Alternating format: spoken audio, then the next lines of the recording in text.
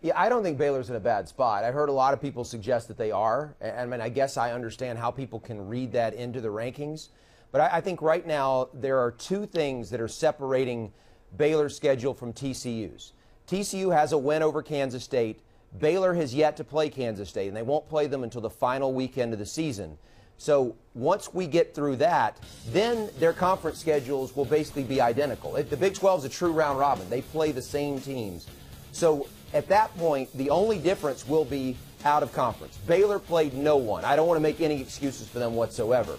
But TCU played one team, and that was Minnesota. At the moment, Minnesota is 7-2, and they're ranked number 25 in the committee's rankings. And that, I think, more than anything else, is what's separating these two teams. But Minnesota's schedule sets up where there's a very good chance they could finish 7-5. And if they do, and TCU no longer has a distinguishing win out of conference, I think that they're so much closer at that point that you have to go to head-to-head to differentiate. So I think that Baylor's still in a really good spot, even though the rankings would suggest they might not be.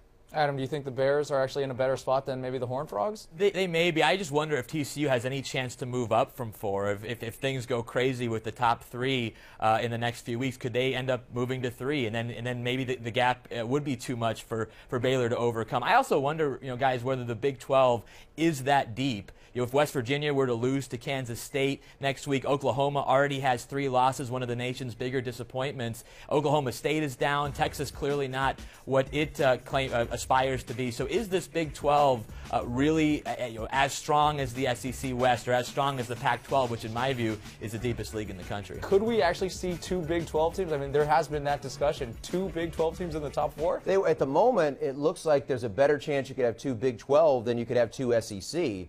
Which is kind of mind-blowing. But the key there is that the Big 12 benefits from not having a conference championship game. We talked a lot about how they could be hurt by it, but in this particular case, their 2 best teams would not have to square off at the end of the season. You'd have 2 teams with 1 loss, and they would stay that way, whereas if that were to happen in the SEC, with, let's say, Alabama and Mississippi State, sure, they wouldn't have to play another game. Mississippi State would be able to stay home at 11-1, but Mississippi State would be penalized for not being a division champion, whereas in the Big 12, they'd look at TCU and Baylor as co-champions. And so there's a little bit of a double standard there right now. It might not make any difference once we get to the end. Someone could end up losing. But for now, I think the Big 12 seems to be in a good spot because they don't have a conference title game.